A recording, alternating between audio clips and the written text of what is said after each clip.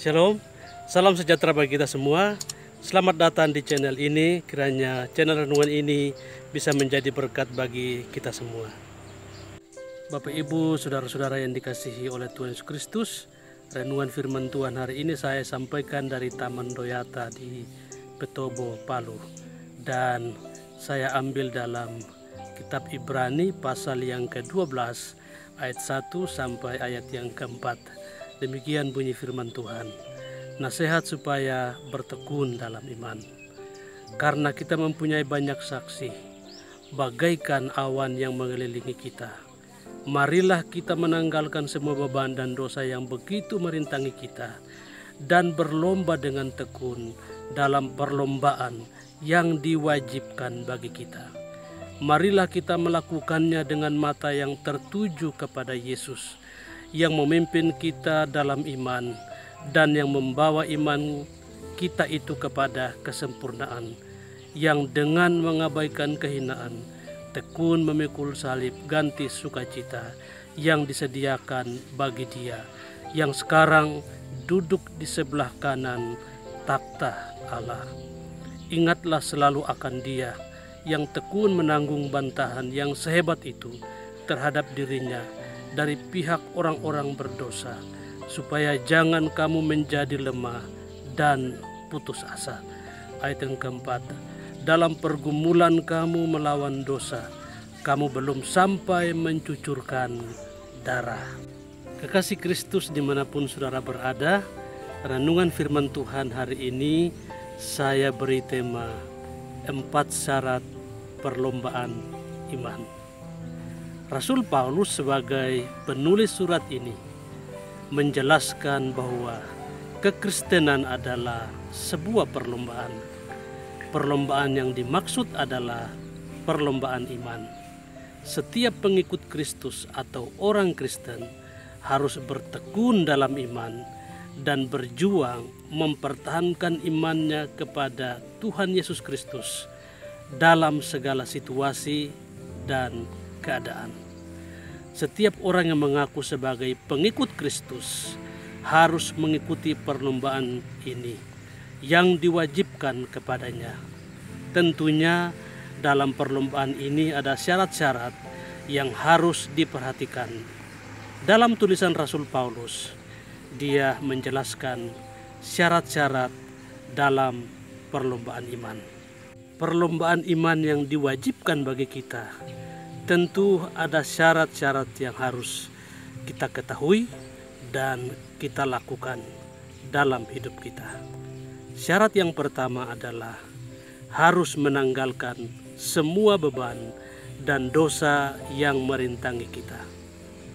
Tidak mungkin seseorang mengikuti sebuah perlombaan dengan baik dan benar jika dia tetap memikul beban yang berat. Beban dan dosa akan menjadi penghalang bagi kita dalam perlombaan iman ini.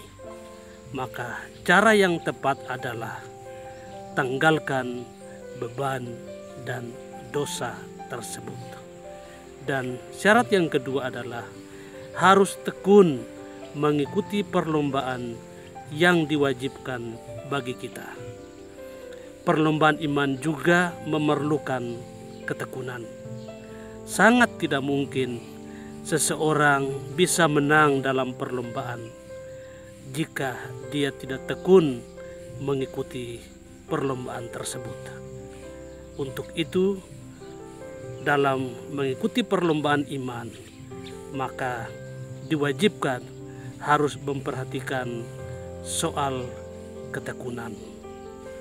Syarat yang ketiga adalah dalam perlombaan, mata kita harus tertuju kepada Yesus. Tujuan utama dan fokus kita hanya kepada Tuhan Yesus Kristus. Orang yang matanya hanya tertuju kepada Yesus, biasanya imannya tidak akan terpengaruh dengan apa yang terjadi di sekelilingnya. Meskipun apa yang terjadi sekelilingnya itu merongrong imannya atau menyerang imannya, tetapi dia tidak akan terpengaruh dengan keadaan tersebut, sebab matanya selalu tertuju kepada Tuhan Yesus Kristus. Perlombaan apapun yang kita ikuti di dunia ini, kita juga harus mengetahui apa tujuannya mengikuti perlombaan dan fokusnya apa. Tidak mungkin ada seseorang yang mengikuti perlombaan tanpa punya tujuan yang jelas atau tanpa fokus kepada perlombaan tersebut. Demikian juga perlombaan iman. Mata kita harus selalu tertuju kepada tujuan utama, yaitu Yesus Kristus. Syarat perlombaan iman yang keempat adalah, dalam ayat yang ketiga dijelaskan bahwa ingat selalu akan Dia, supaya kita tidak lemah dan putus asa. Dalam perlombaan iman, ingat selalu akan Tuhan. Ingat akan pengorbanannya, ingat akan kasih-Nya, ingat akan kesetiaan-Nya, ingat akan kebaikan-Nya, kemurahan-Nya, dan belas kasihan-Nya, supaya kita tidak tawar hati, lemah, dan putus asa. Karena tantangan yang kita hadapi dalam perlombaan iman ini tidak mudah. Ada kemungkinan orang bisa putus asa dalam perlombaan tersebut. Untuk itu, kita harus senantiasa ingat akan Tuhan. Kiranya renungan firman Tuhan hari ini menjadi berkat bagi kita semua. Jika berkenan, Bapak Ibu Saudara bisa subscribe channel ini, bisa like, komen, dan juga share kepada orang lain agar mereka juga dikuatkan dan diberkati oleh Tuhan. Salam sehat bagi kita semua. Tuhan Yesus memberkati. Shalom.